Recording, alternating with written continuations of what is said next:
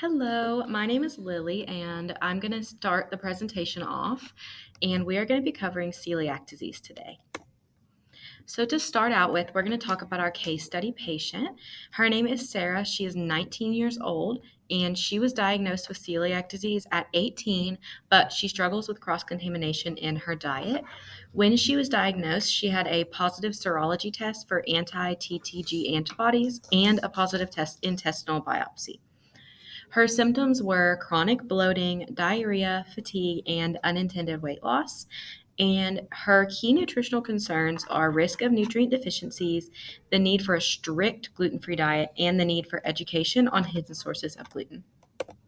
So, what is celiac disease? Celiac disease is an autoimmune condition, and when someone consumes gluten, the body thinks that the gluten peptides are harmful and attacks them.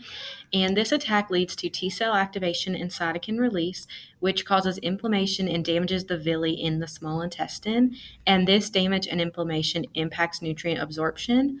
On the right side of the slide, you can see a comparison between healthy and damaged small intestine villi. So, is celiac disease genetic? Celiac disease is hereditary and it can begin at any age. The human leukocyte antigen system plays a key role, though there are many other genes involved.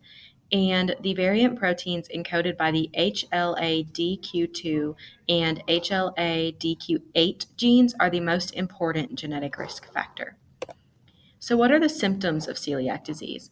There are over 200 known symptoms, but celiac disease can also be silent. The most common symptoms are abdominal pain, bloating, gas, constipation, diarrhea, fatigue, headaches, anemia, nausea and vomiting, weight loss, joint pain, infertility, and neurological symptoms. However, it's important to separate celiac disease from non celiac gluten sensitivity. Non-celiac gluten sensitivity has similar symptoms, but it does not have the autoimmune response that damages the small intestine. How is celiac disease diagnosed? It starts with blood testing, then an intestinal biopsy, and possibly gene testing if it's a difficult to diagnose case. So, the blood testing. When someone with celiac disease eats gluten, they will have higher levels of the tissue transglutaminase IgA antibody in their blood. This is the most common testing method, but they must be on a gluten containing diet for the test to be accurate.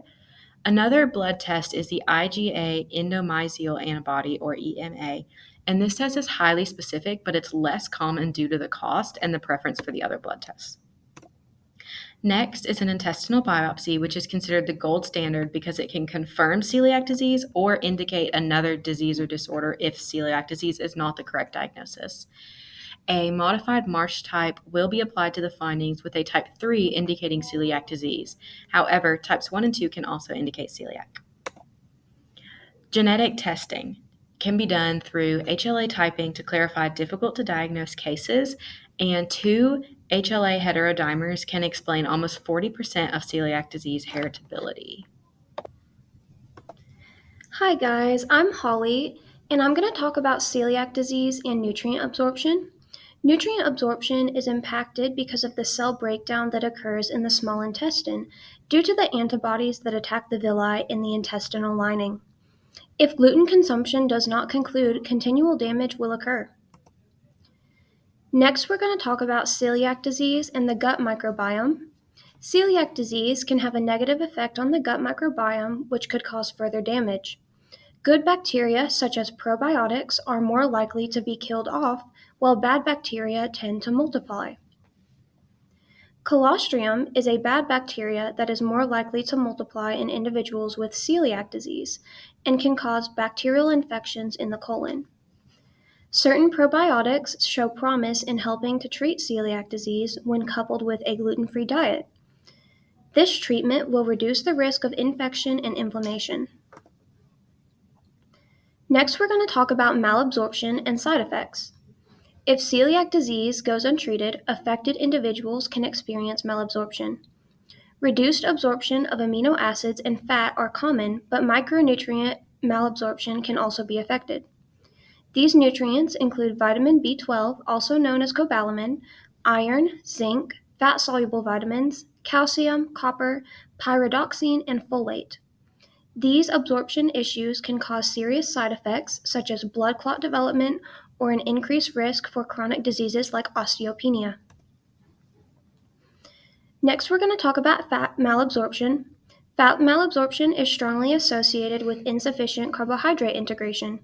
Additionally, when the levels of oxygen and carbohydrates are balanced, carbohydrate oxidation takes place.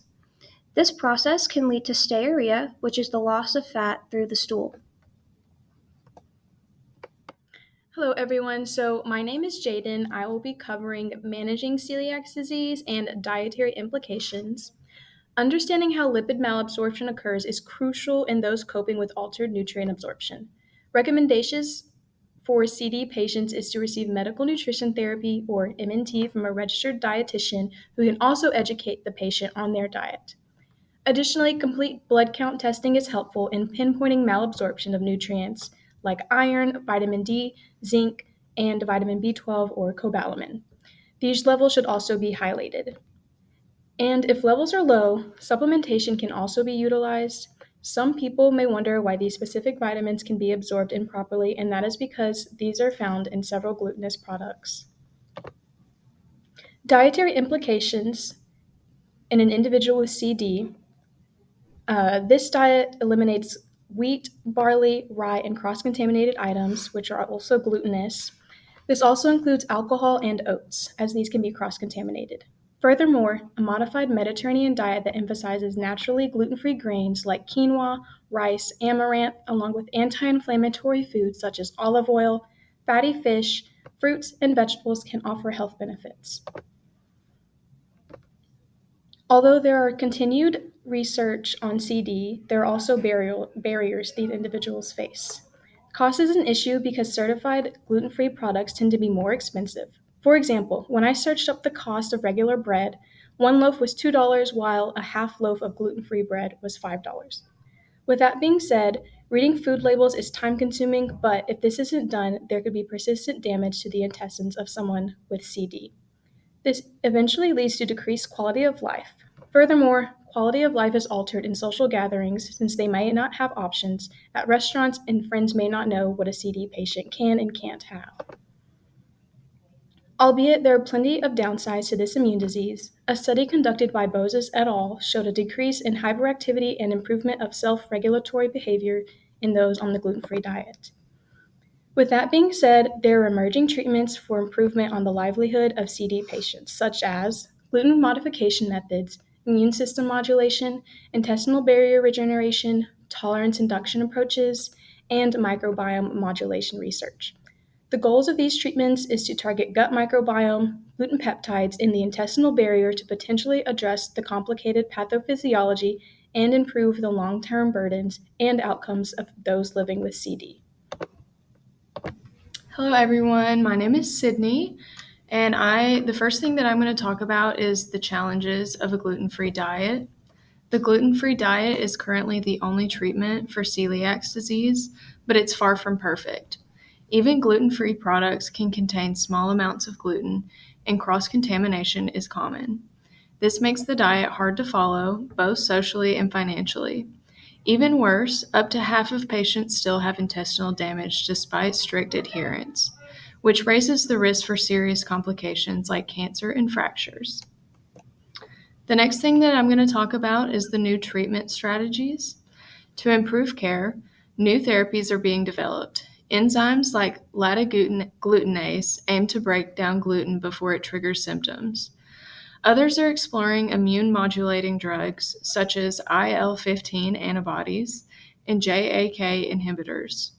Researchers are also working on healing the gut barrier and using tolerance-inducing approaches like nanoparticles. These could offer support beyond the gluten-free diet. And one of the other things that we're going to talk about is ongoing debates and personalization. Research is still uncovering how gluten crosses the gut barrier, whether it goes between or through the cells. There's also debate about oats. Some patients tolerate them, but others don't. This shows how CD varies from person to person and why personalized treatment approaches are becoming more important, especially for harder to treat cases like refractory celiac disease. The last thing that I'm going to talk about is the outlook and impact. Drug companies are investigating more celiac disease, especially in convenient oral treatments. The FDA supports these as additions to, but not replacements for, the gluten-free diet. CD affects more than just digestion. It increases long-term health risks and burdens the healthcare system. That's why new therapies are so urgently needed. In summary, celiac disease is an autoimmune condition that damages the small intestine when gluten is consumed. It has many symptoms and can impact nutrient absorption. A gluten-free diet is the main treatment, but several new options are emerging. This is still a large need for personalized and effective treatment.